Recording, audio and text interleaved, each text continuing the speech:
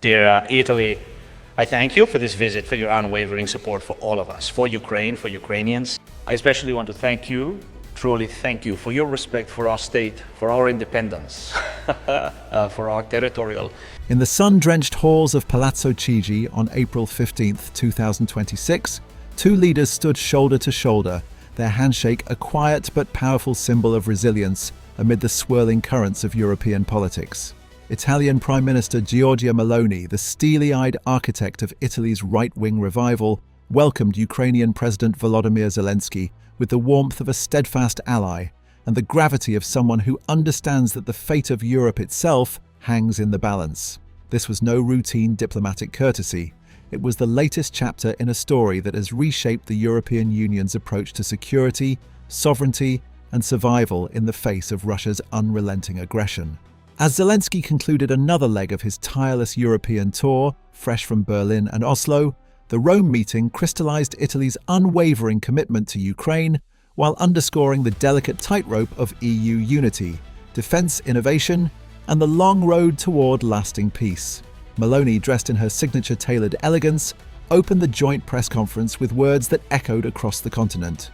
"In these 4 years," she declared, her voice steady and resolute, "the position of Europe and Italy has always been the same, standing alongside Kyiv, its people and its institutions. It is not just a moral duty, but a strategic necessity because Europe's security is also at stake." There was no ambiguity, no hedging. For a leader who once navigated the skepticism of her own coalition partners, some of whom had flirted with softer stances toward Moscow, Meloni's message was crystal clear. Italy's support for Ukraine is ironclad, rooted not in fleeting sentiment, but in the hard calculus of continental survival. A divided West, she warned, would be the only true gift we could give to Moscow. Those words landed like a thunderclap in a Europe still grappling with internal fractures, from Hungary's vetoes on sanctions packages to lingering debates over the pace of Ukraine's EU accession. Zelensky, battle-hardened yet ever the charismatic diplomat, responded with gratitude that carried the weight of a nation under siege. He thanked Italy for its consistent backing since the first days of the full-scale invasion in 2022, recounting how Rome had delivered 12 defense aid packages, including the sophisticated SAMP/T air defense system in partnership with France. But the conversation quickly turned practical, forward-looking, and deeply collaborative.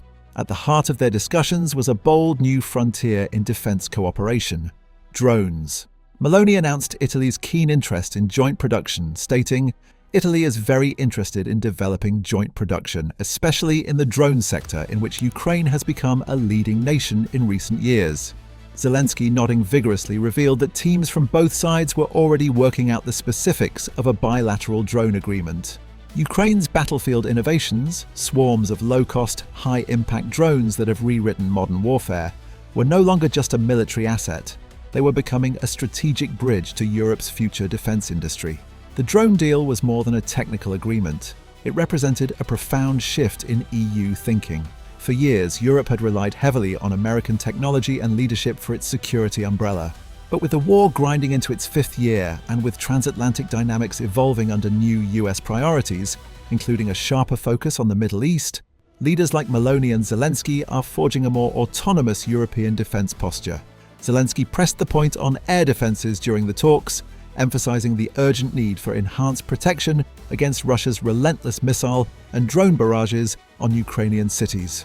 "We all need a truly effective defense system that can protect against any threats," he said. "War has changed." Meloni echoed this urgency, linking it directly to the broader European project. The pair discussed accelerating the EU's 20th sanctions package against Russia, currently stalled by Budapest, and pushing forward on the €90 billion loan facility for Ukraine that would stabilize Kyiv's economy and prevent a financial collapse that could ripple disastrously across EU markets. This meeting did not occur in a vacuum. It unfolded against the backdrop of a European Union that has transformed dramatically since Russia's tanks rolled across the border in February 2022. The war has forced Brussels to confront uncomfortable truths. Energy dependence on Moscow was a vulnerability, not a partnership. Fragmented defense spending weakened collective strength, and enlargement, once a slow bureaucratic process, had become an existential imperative. Ukraine's path to EU membership, long a distant dream, gained momentum under Meloni's Italy. During the talks, both leaders reaffirmed their shared vision for Kiev's integration, with Meloni stressing that Italy would continue doing its part to reach shared solutions that protect Kiev's sovereignty and ensure the solidity of the Euro-Atlantic alliance. Zelensky, who had also met Italian President Sergio Mattarella at the Quirinale Palace earlier that day, left Rome with renewed assurances that Italy viewed Ukraine not as a peripheral conflict zone, but as a frontline defender of European values. To appreciate the significance of this moment, one must step back and examine Giorgia Meloni's evolution within EU politics. When she swept to power in 2022 as Italy's first female prime minister, heading a coalition that included the Nationalist League and Forza Italia, many observers feared a pivot toward isolationism or even accommodation with authoritarian regimes. Her party, Brothers of Italy, carried historical echoes of post-fascist conservatism, and her coalition partners had voiced skepticism about endless Ukraine aid. Yet Meloni defied the caricatures.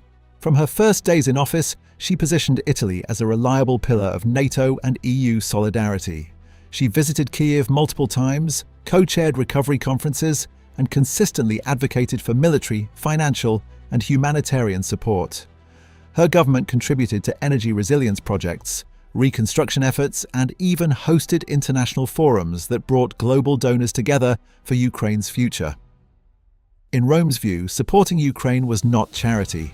It was an investment in preventing the kind of instability that could flood Europe with refugees, spike energy prices, and embolden hybrid threats from the East.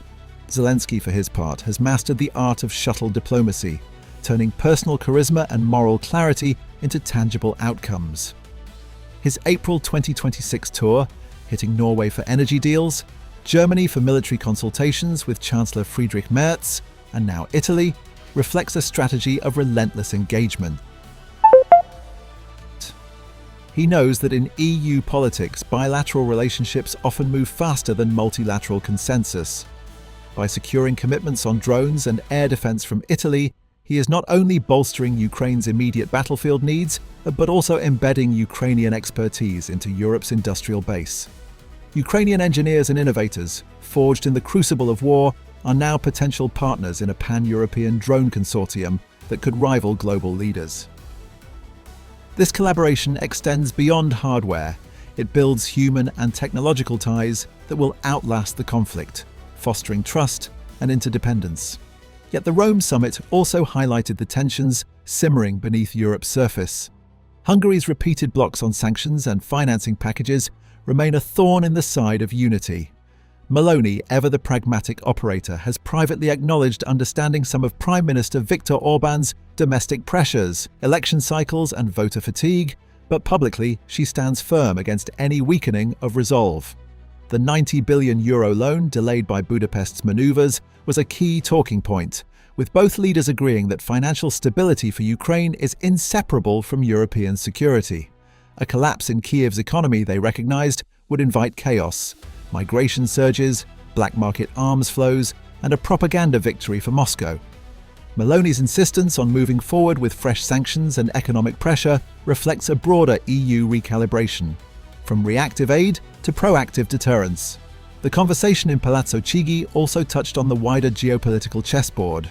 The situation in the Middle East, with its own flashpoints involving Iran and shifting US priorities, was discussed as a parallel theatre where European interests must remain aligned. Zelensky emphasized that post-war global security must increase, not diminish, and that coordination among European capitals is essential to safeguarding the continent's way of life. Meloni concurred, framing the Ukraine conflict as a test case for the EU's ability to act decisively in an era of great power competition. A divided Europe, she repeated, hands Moscow exactly what it craves: hesitation, fracture, and eventual retreat. Looking ahead, the Meloni-Zelensky partnership signals a maturing phase in EU-Ukraine relations. Italy, as one of the EU's founding members and a G7 heavyweight, wields significant influence in shaping policy on enlargement, defense procurement, and reconstruction. Under Meloni's leadership, Rome has advocated for a just and lasting peace that prioritizes Ukrainian sovereignty over hasty compromises. Security guarantees, without Italian troops on the ground, as Meloni has repeatedly clarified, will likely involve robust multilateral frameworks, perhaps involving NATO enhancements or EU-led missions. Joint drone production could pave the way for deeper industrial integration, with Ukrainian factories supplying components and Italian precision engineering adding value.